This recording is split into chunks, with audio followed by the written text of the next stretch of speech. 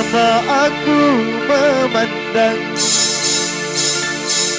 ingin membedakannya. Sungguh tidak kusangka, ternyata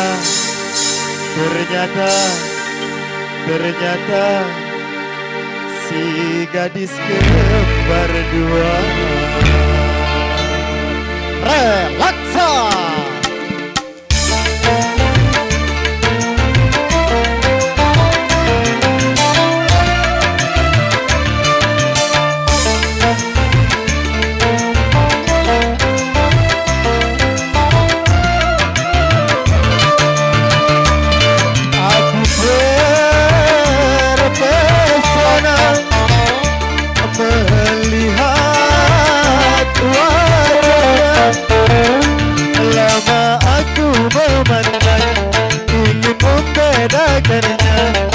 Siapakah gerangan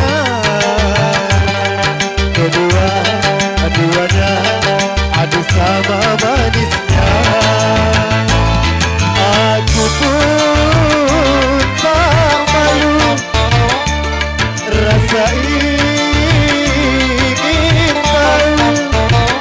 Aku datang ke rumahnya, ingin kenal padanya. Sungguh tidak kusangka,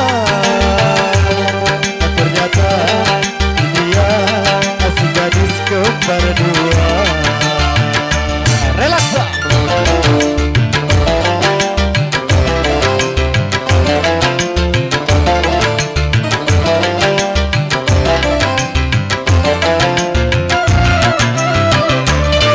Keduanya cerita lagi sama genitnya.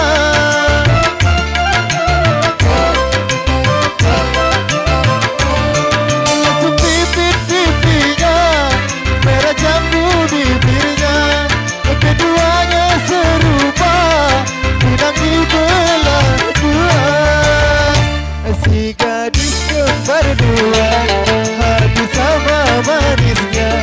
Siapakah gerangan yang tahu hatinya? Dialah yang ku cinta.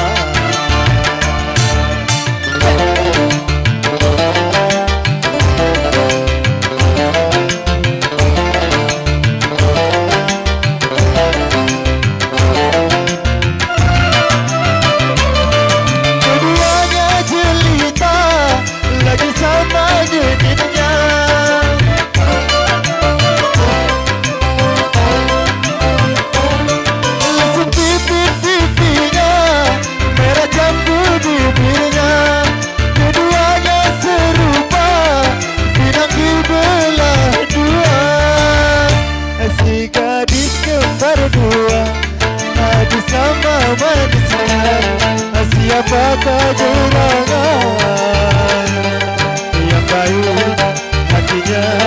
Dialah yang ku cinta. Kembali relaksa.